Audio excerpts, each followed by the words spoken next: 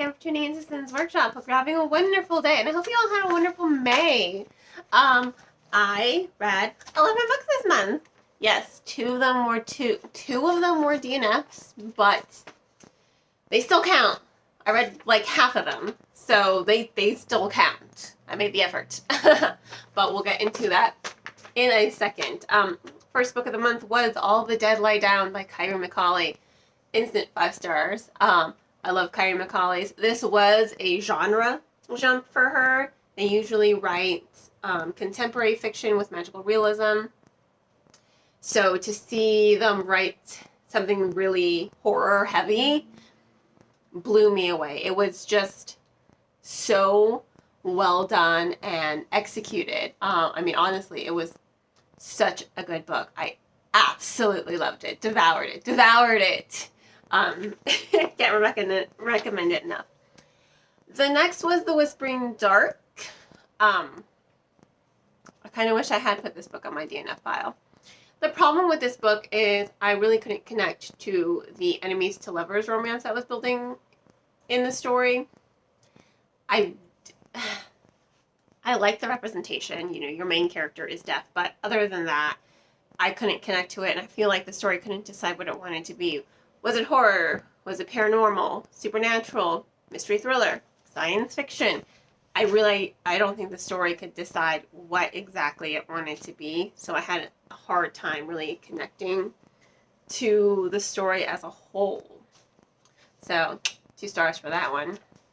Next is Drawing Outside the Lines. Now, this is a book more towards younger audiences. I think it's a really good book for young girls who want to enter, in the STEM fields or in fields that are predominantly dominated by men, because it follows a really famous female architect and you're going through her life. There are lots of time jumps, and it's showcasing, all the barriers she broke, So I think that that's really compelling.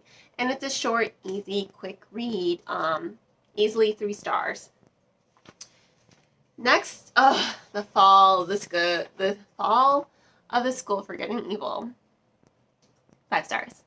I've been waiting for this book for ages, and it did not disappoint. I knew what the ending was going to be, I knew it. I knew what the ending was. And still, when I read it, I was just like, oh, my heart. It made me sad. It made me really sad. And I'm just like, I know where this story is going. Before you get into it. One of the brothers kills the other. But to see it unfold, to see the love these brothers did have for one another, it was devastating. It was sad. And, this book is in the kids section, whatever. It's a book for all ages. The series is for all ages. Again, I'm 31. Age means nothing when it comes to reading. Read whatever you like. If you like it, read it. Do not let people tell you, oh, you're too old to be reading this. That's not true at all. At all. If you like something, just read it. I love the School for Good and Evil series. Septimus Heap, love it. All these How to Train Your Dragon, love them. Age is just a number, and it has no bearing on what you can and cannot read. So, yeah. School for Good and Evil, 5 stars. Love it. Next is The Chamber, and I really, really feel bad about this one. I know the author personally, Christopher HAWKE. He's a very, very nice person. We are friends. So, I couldn't finish this book, unfortunately. I started it twice, too. I started it on a Friday, and I figured, you know what, I'm just tired. Let me just put it on hold until Monday. Restarted it on Monday. It struggled to hold my attention. I really couldn't get lost in the story. And I was just exhausted reading. Like it was making me exhausted. And the fact that I went 2 days reading 2 different books, easy peasy, I'm just like, okay, I'm not invested in these characters. I'm not really invested in the story. It's time for me to put this book down and find something else to read. And unfortunately, it did go on my DNF file. I'm sorry, Christopher. He's a really sweet person, honestly. So I really did feel bad about this one. Sorry. Next is Woman of Light. I really thought I was going to connect to the story. This is the second book that ended up on my DNF file. I for sure thought I was going to connect to this book. You know, I'm part Sioux. I'm Mexican. That's my culture. I just couldn't. It's not that the writing was bad. I was just not engaged in the storytelling. This is another book that I started twice. If I have to start a book twice and by the second time I'm still not engaged, it has to go on my DNF file. It just has to, because there are so many books I want to read. I really can't spend the time reading things that don't hold my attention, especially if I give them 2 shots. Because sometimes it has happened where I'm just like, you know what, maybe I'm just tired. Maybe today should just be a chill, do nothing day. And then I'll pick up a book a second time and then lose myself in it. It has happened. But not with this one either. Woman of Light, unfortunately. Next is One for the Road by Jeremy Moore. Jeremy Moore, again, is another friend of mine. He gifted me this book along with Marcus's Misadventures. Let me just talk about One for the Road real quick. Such a fun novel. Really enjoyed it.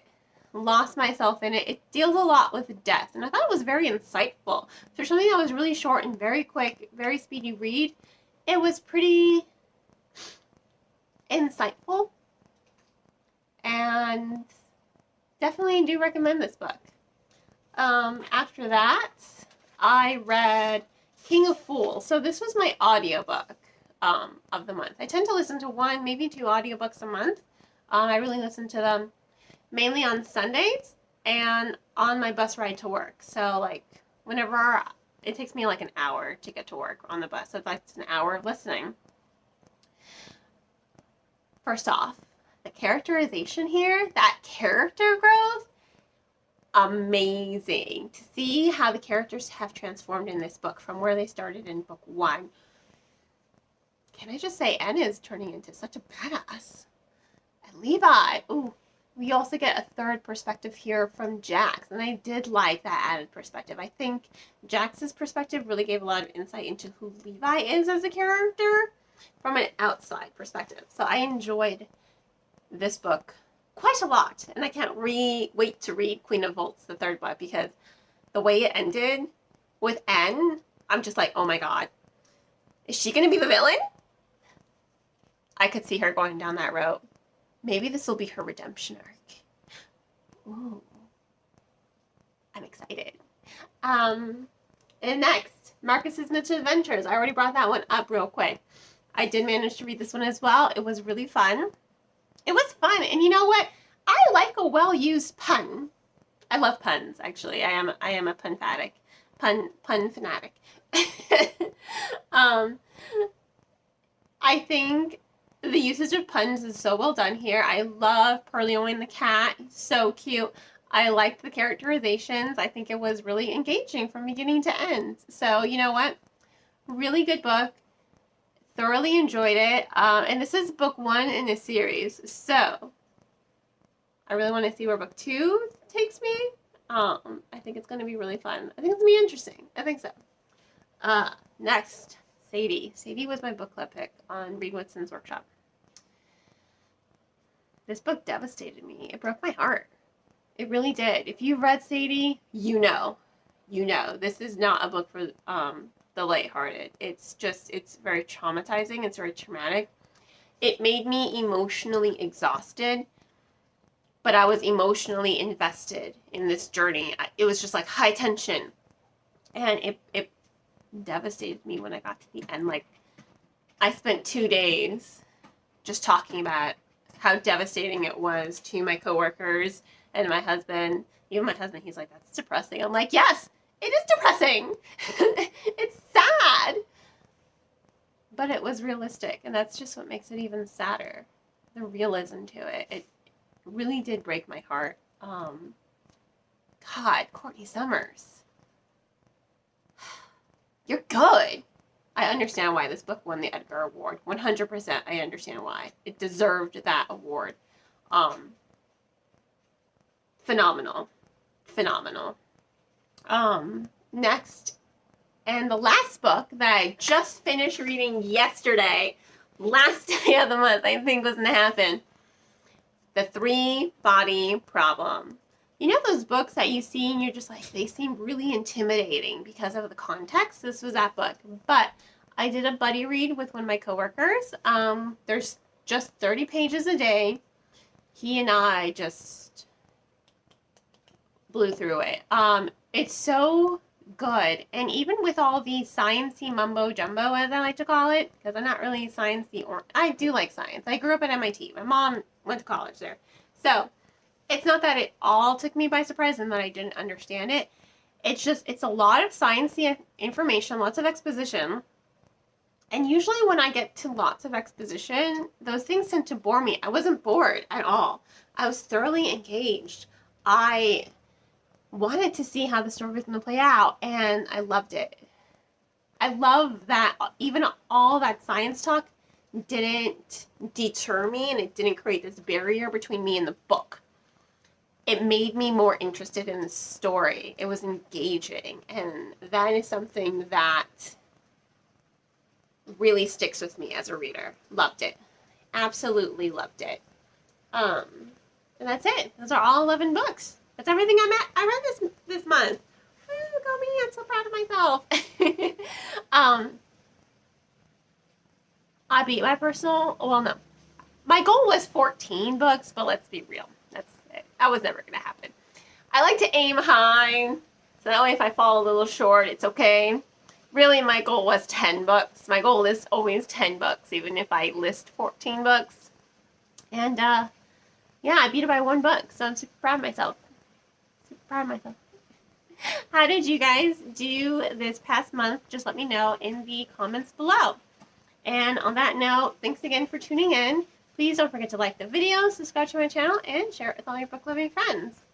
I hope you all have a wonderful rest of your day, and as always, happy reading!